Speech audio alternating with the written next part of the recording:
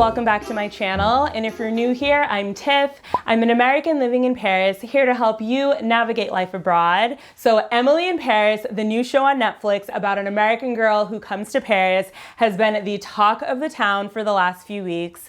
And the question that I personally keep getting is her storyline similar to what you experienced in Paris? Like, have you gone through a lot of the things that she went through on the show? So today I thought it would be fun to play a little vrai ou faux, so true or false, and share with you guys a few things that happened in the show and let you know if they are true or false in regards to my personal expat life in Paris. So I actually binge watched the show. I thought it was cute. I was coming into it kind of knowing that it wouldn't be real, true Paris, like the grind of Paris. I kind of expected things to be a bit exaggerated, but I will say there was this article that I was reading by InStyle that said, you know, why is the American girl that comes to Paris always white? And this really hit me because since living here, it's just crazy to me. So for those of you guys who don't know, I moved here in 2017, so about 3 years ago, to get my MBA. And my first group of friends outside of my MBA program were a group of Black American girls. You know, they had moved here for all different reasons, for work and things like that, and were just living out their lives in Paris. So I've personally come across a lot of Black Americans who are living in Paris, and honestly, not just Black Americans, but people of all different shades, colors, walks of life. So unfortunately, I do think that we as people of color are often left out of the narrative, and it's definitely something that does need to change. And this doesn't just go for Emily in Paris. To this day, I haven't really seen a lot of TV shows or movies that have shown a Black American or someone of color moving to Paris or traveling or living in Paris. So that's just coming from my perspective. But I do think this narrative has to change, and it's kind of something that I'm trying to do with my channel, is just give you that representation of a woman of color, a Black American who is living in Paris. So that's what I can say on that. But today I wanted to chat about some of the French stereotypes and things that Emily kind of goes through as an American in Paris in the show, and let you know if they're vrai ou faux, so true or false, from what I've personally experienced in my expat life in Paris. So keep in mind, I'm not speaking for all Americans that have lived in Paris or even all expats. This is really just coming from my personal experience. So now let's get into it. So the very first one I have is on the show, she kind of runs into people that are saying, you know, if you really want to learn the language, you got to get a French boyfriend. So for me, this is vrai. This is very true for me, and has been my experience. And actually, even before I lived here, when I was just coming here to visit the school that I was interested in, the admin who was like giving me the tour actually said this, like, you have to get a French boyfriend. So I thought that this was hilarious because it absolutely has been my experience. So the second one that I have is how Emily kind of meets her friends very randomly in the city. Like, she meets Mindy on a park bench. She meets Camille as she's getting flowers. So I personally keep getting asked, you know, is it realistic to meet people this way? Has this been your experience? So for me, it is also vrai. So I know this hasn't been a lot of people's experience living in Paris, but I have met some amazing people, French people, in the most random ways. And I actually talk about this in my Making Friends in Paris video, but one of my best French friends here I met so randomly. I was getting off of the metro, I was getting off the subway, and she came up to me asking me about my hair, and we just hit it off, and now we're the best of friends. So I personally have met some people kind of randomly in the city, so I can't speak for everyone with this, but this has been my experience. I have kind of met some people randomly and others through organizations and things like that, but for me, it's kind of true. So next on the list, I have the size of her apartment, her chambre de bon, as they call it in the show. So in my perspective, this is absolutely faux, so this is absolutely false. So a chambre de bon, it's usually the maids' quarters that are usually the higher levels of an apartment complex, and they're usually very, very small, like a tiny studio apartment. A lot of students usually rent them out because they're usually super, super cheap. And actually, if you watched the video about how I got kicked out of my first apartment in Paris, I actually have a clip of my very first apartment in Paris, and I would say that a chambre de bon is is usually that size or even a lot smaller than that size. It is definitely not a 1-bedroom apartment. It's a lot smaller. So the next up is the situation where she has to call a plumber, and the plumber comes and it's kind of like, sorry, I don't have the right tools. I need to come back. For me, that's absolutely vrai. So it's actually really funny because right after I had watched the show, I actually had to call a plumber to come fix my sink. And it was absolutely hilarious because he got all of the way here. He looked at my sink and he was like, sorry, I don't have the right tool. I have to come back on Monday. And this was on like a Wednesday or Thursday. And I was like, this is hilarious because this is literally what she goes through on the show. So I have actually had that experience in literally like days after I had finished binging the show. So I thought that was really funny. So that was absolutely true for me. So then number 5 on my list is the French being so accommodating to English speakers, because you do see on the show that they're kind of switching into English a lot for her. So for me, this is vrai. Which I think might be surprising to a lot of people. So in my experience, I usually go into a situation trying to speak a bit of French, especially at a store or things like that. And more often than not, if someone picks up my accent, they automatically switch into English. And if I'm being honest with you, I've actually come across a lot of people who will switch into English and then just say, oh, I'm sorry for my English. And I'm just like, no, I'm sorry for my French. Like, I'm working to become fluent. I'm in your country. So for me, this has happened a lot. A lot of times the French will switch into English if they do speak English. I even have had some people apologize for not being completely fluent in English, which to me is wild because again, I'm like, I'm in your country. I'm working to become fluent in your language. But that just personally has been my experience. So next up, and I actually thought this was hilarious. So there's a scene where she's in her bedroom using her vibrator and it literally shuts down the electricity in the entire apartment. For me, vrai. And no, it wasn't a vibrator for me, but it was hilarious. So when I first moved to France, I was living in my dorm, which was kind of in the suburbs of France where my school was. And I had tried to put an American surge protector on a French outlet. So granted, I did have the converter on the outlet before I plugged it into the French outlet, but it was an American surge protector. So you know, the big things that have like the multiple outlets on it. And I plugged it with the French converter into the French outlet. All of a sudden, all the electricity in my dorm room goes out and all I see is smoke. I was like, oh crap. So that has been my experience. I have had that happen to me. So I thought that that was funny that she experienced it on the show. So yes, it was a bit exaggerated. Like, it's not like when I did that, it took out all the electricity in the entire complex.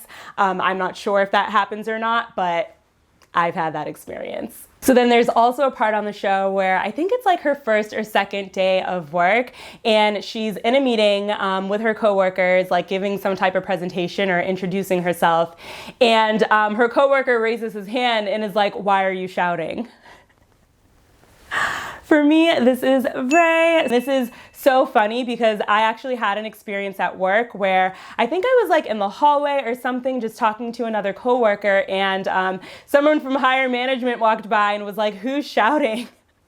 And I was like, oh my God. I think it might be because the French aren't as like expressive and maybe as enthusiastic. And I mean, naturally I kind of am very expressive and very enthusiastic. So I think it's just very different. Like here, they express their opinion, but they're not really over the top about it or anything like that. Where I feel like in the States, it's like, yeah, we're gonna get the work done and teamwork and things like that. At times, again, I'm not speaking for all American establishments or even all French establishments when I talk about what I experienced at work, but this has been my experience. Literally, someone said like, who's shouting? And I was like, oh my God, it's me, it's the American. So next up is walking around Paris in heels. So in the show, you see Emily walking up her 5th floor walk up in heels, approaching the office in heels. For me, absolutely faux. I would not be walking around in heels in the city.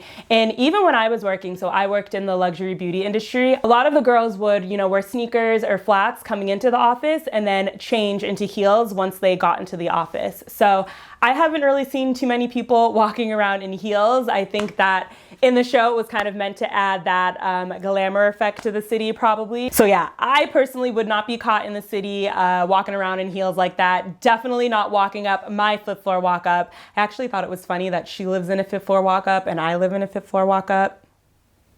So then next I have, oh my gosh, the apartment buildings being 500 plus years old.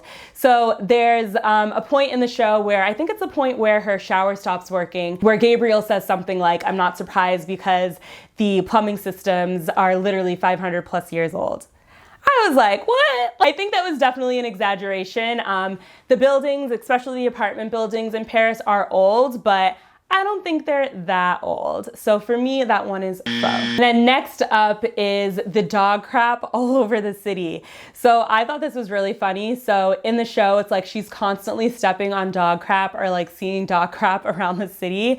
I thought that this was so funny. And actually, one of my first experience with this when I was in Paris, I think this was like the first year I moved into the city. I was like walking to go meet a friend and I literally like slid in dog crap. Like it was literally like I had those, you know those shoes Heelys? You know the shoes with the wheels on them? Like it literally felt like I was like sliding.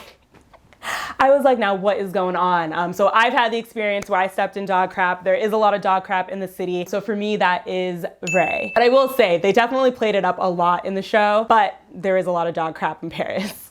So then next I have, work starting at 10:30. So there's a scene in the show where she gets to work and no one's there. And then like 2 hours later, someone comes and is like, oh, we don't open the office until 10:30. Faux. At least from my perspective. So I will say that the work day starts a bit later than what I was used to in New York City. So here, I remember my first day at work, my boss was like, just come in before 10 and you're good. I was like, okay, I can work with this. So I won't say that they start their workday as late as 10:30, and most offices are usually open, maybe starting around like 9 or so. So they don't start that late, but I will say that they do start a bit later than what I was used to in the United States. So the next thing I wanted to chat about was diversity in the workplace. So in the show, Emily is working in luxury for like a luxury marketing firm, and there's only one Black person on the team. So for me, this was absolutely vrai. So I actually worked in the luxury beauty industry here in Paris. And to be honest with you guys, I was the only Black person on the team. So I have had that experience. And I kind of do think when it comes to luxury, especially in the fashion or beauty space, we are far and few between, unfortunately. And just from kind of talking to other Black girls in the city who have worked in luxury, kind of seems to be their truth too. So I can say that this is true just from my personal experience having worked in the luxury beauty industry. I can't say that this is true for all industries, but it has been my personal experience. So I think when it comes to luxury and fashion and beauty, we gotta change the narrative there as well. I would love to see more people of color just in general taking up space in this industry. So let's see, hopefully soon come. So the next I have on my list is the French people who she worked with making fun of her. So there's a situation that she runs into at work where her French co-workers come into the office and they're like, bonjour le plouc, which is not a very nice thing to say to someone, but they tell her, oh, it's just a fun greeting or whatever. And then she looks it up and finds out that it's actually not so nice. So for me, I have mixed feelings about this one, so I'm not sure if I can say vrai ou faux just yet. Because what I've experienced, it's not so outward, and actually, I do have to say, so when the show came out, an ex-coworker had reached out to me and just said, oh my gosh, Tiff, this reminds me of your first day at work. Like everyone was calling you Miss Awesome because you said awesome a few times, and trying to like be as enthusiastic as you, kind of like coming into each other's offices with your same tone of voice. And I was like, wait, were they making fun of me? And they totally were, but I honestly had never realized that until just recently, which is very interesting. So I will say I haven't really experienced the French or anyone really at all here being outwardly mean, like what she experiences in the show. I think they definitely played that up a lot. You know, from my perspective, I've met some awesome people here who I absolutely adore. So I did not have as rough as a time as what she experienced in the show. But with that said, I will say, I think if it does happen, it's a bit more behind your back and not so outward. And actually, even just talking to some French people here, they have told me that, you know, gossip is definitely a part of the culture and work culture. So definitely something to note, but I don't think if you were to move to France as the only American on the team that you would experience as harsh of treatment as what she went through. And this is just coming from my perspective and my personal experience. So that's what I can say about that. It's something that I thought was funny that I actually really resonated with on the show is there's a part where she says, I like Paris, but I don't think that Paris likes me, or something like that. And I was like, girl, I feel you. Like my first 2 years here, I was like, what is happening? Now, compared to what I went through, Emily had it pretty good. But for me, it was like I had gotten kicked out of my apartment. So again, that video is on my channel if you wanna watch that video. So I had gotten kicked out of my apartment, just dealing with things like the prefecture, which is the place in Paris where most expats get their visa renewed, put in their visa requests and things like that. Maybe I have to do a video on that because it can be a nightmare for a lot of expats. And just dealing with things like the RER. So the RER is a train system in Paris that basically connects the city to the suburbs, and more often than not, there are delays, sometimes it shuts down. So just dealing with, you know, little things like that in the city, and also just kind of coming as a foreigner. It can be really tough sometimes, which I think I've talked about in some other videos. And so yeah, I mean, I've definitely had that experience where I was like, oh my God, I do not know if the city likes me, but I'm still in love with Paris. I still love it. So that has been my experience. And it's also funny because there was a second where I was like, this seems very similar to my life. American girl moving to Paris, living in a 5th floor walk-up, working in luxury, meeting a boy in the apartment. So if you haven't seen my Dating in France video, definitely check that out because I talk about how I met my boyfriend. But I was like, what's going on here? Anyways, I just thought that was kind of funny. But yeah, anyways, guys, I just wanted to share some of this with you because I've gotten this question so many times about, you know, whether or not my American expat life has been similar to what she experiences on the show. So I hope this video helped give you some insight. I hope that it was helpful. I'm actually thinking of getting one of my really good French friends on here and asking her some of the same questions to get her perspective, to get the French perspective on all of this. So that's probably to come. I will keep you posted on that. But thank you guys so much for watching, and I'll see you soon.